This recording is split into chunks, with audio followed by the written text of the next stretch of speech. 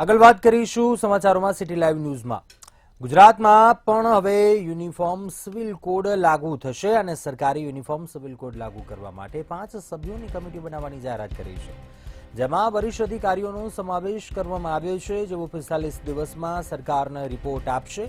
Supreme કોર્ટના પૂર્વ ન્યાયાધીશ રંजना દેસાઈની અધ્યક્ષતામાં 5 સભ્યોની કમિટીની રચના કરવામાં આવી છે। યુસીસીનું અમલ દેશના તમામ નાગરિકોને સમાન અધિકારો આપવાનું છે અને આ નિર્ણય ધર્મ, જાતિ અને સમુદાયના ભેદને દૂર કરવાનું છે।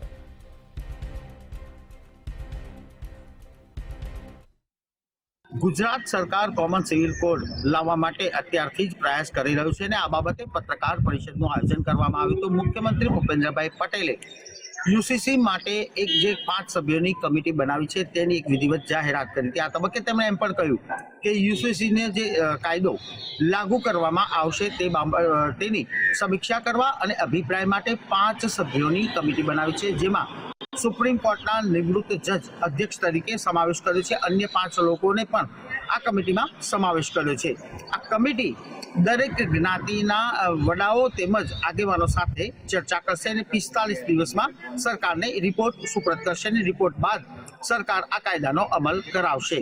જોકે આ બાબતે કોંગ્રેસના ઇમરાન ખેડાવાલાએ પણ મૌલવીઓનો કમિટીમાં સમાવેશ કરવાની એક માંગ મીડિયા સમક્ષ કરી હતી। તો બીજી તરફ આદિવાસી સમાજને સુરક્ષિત રાખવામાં આવશે, તેમને યુસીસીથી બાકાત રાખવાનો નિર્ણય સરકાર તરફથી કરવામાં આવ્યો છે। જોકે સરકારે આજે જે જાહેરાત કરી હતી, જે કમિટીની જાહેરાત કરી હતી, ત્યારબાદ હવે આ કાયદા બાબતે કેવું અનુકરણ થશે તે તો સમય જ કહેશે, પરંતુ અત્યારે હાલ નિવૃત્ત સુપ્રીમ કોર્ટના જજની આગેવાનીમાં કમિટીની રચના થઈ છે તે યુસીસી બાબતે લોકોના અભિપ્રાય મેળવશે અને એનો 45 દિવસની અંદર સર્વગ્રાહી રિપોર્ટ સરકારને સુપરત કરશે। સરકાર આ બાબતે ટૂંક સમયમાં નિર્ણય કરશે તેવી એક વાત સામે આવી છે। જોકે કોંગ્રેસ હવે આ બાબતે શું નિર્ણય કરશે અને કેવું રાજકારણ રમશે તે તો સમય જ કહેશે। આગળ વાત કરીએ, ગુજરાત પોલીસમાં અલગ ઇમેજ ધરાવતા આઈપીએસ અધિકારી અભય ચુડાસમાએ સ્વૈચ્છિક રાજીનામું આપી દીધું છે। જોકે હજી સુધી રાજ્ય સરકારે રાજીનામાનો સ્વીકાર કર્યો નથી। રાજ્યના પોલીસ વડાએ પોતાનું રાજીનામું આપ્યું હોવાનું જાણવા મળ્યું। તેઓ હાલ એડિશનલ ડીજીપી તરીકે ગુજરાત પોલીસમાં ફરજ બજાવે છે।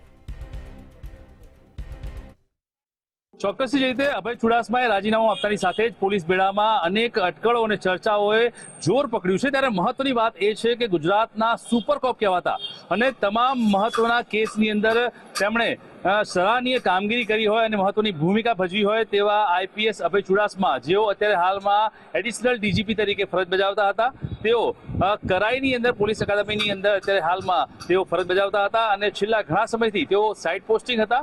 ચર્ચા એ પણ ચાલતી હતી કે ક્યાંક ને ક્યાંક તેમની સારી જગ્યાએ પોસ્ટિંગ થવાની છે, પરંતુ તેને બદલે અચાનક જ અભય ચુડાસમાએ જે રીતે આજે રાજીનામું આપ્યું છે, આજે સવારે 10 વાગે જ્યારે તેઓ પોલીસ ભવન ગયા અને તેમણે ડીજીપીને તેમનું પોતાનું રાજીનામું સુપરત કર્યું છે, ત્યારે સૌથી મોટી વાત એ છે કે પોલીસ બેડામાં આ બાબતને લઈને ખૂબ જ ચર્ચા ચાલી રહી છે।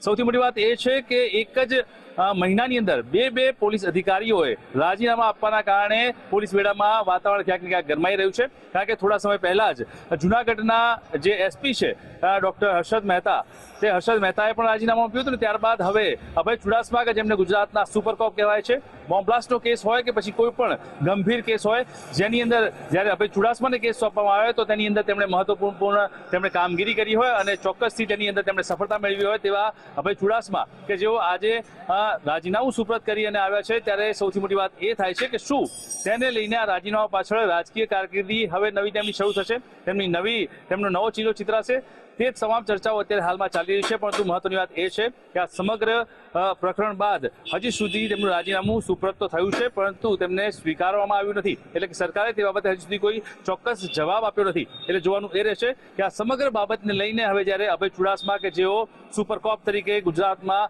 ખૂબ જ પ્રખ્યાત છે, તેમણે અનેક એન્કાઉન્ટર કેસમાં મહત્વની ભૂમિકા ભજવેલી છે, મહત્વના કેટલાક જે કેસો કહી શકાય તેવા કેસોની અંદર પણ તેમનો ખૂબ જ મહત્વનો રોલ રહ્યો છે, ત્યારે અભય ચુડાસમાના રાજીનામાને લઈને એક નવી જ અટકળ ફેલાઈ રહી છે કે તેઓ પોલીસની કારકિર્દી બાદ હવે પોલિટિકલ એટલે કે રાજકીય જગતમાં પોતાની કારકિર્દીનું પ્રસ્થાપન કરશે તેવી અત્યારે વાતો ચર્ચાઈ રહી છે. પરંતુ હવે જોવાનું એ રહેશે કે તેમણે જે રાજીનામું સુપ્રત કર્યું છે તે રાજીનામું સરકાર સ્વીકારે છે કે કેમ, અને રાજીનામા પછીનો તેમનો જે બ્લુપ્રિન્ટ છે, તેમનો પ્લાન છે તે શું છે તે બાબતે સૌ કોઈની નજર છે અને સૌ કોઈ અત્યારે હાલમાં ચર્ચા કરી રહ્યું છે. પરંતુ અત્યારે હાલમાં એ વાત તો ચોક્કસ છે કે ગુજરાતના સુપર કોપ કહેવાતા અભય ચુડાસમા કે જેઓ અત્યારે એડિશનલ ડીજીપી તરીકે પોલીસ કરાઈ એકેડેમીની અંદર જે ફરજ બજાવતા હતા તેમણે આજે પોતાનું રાજીનામું ડીજીપીને સુપ્રત કર્યું છે.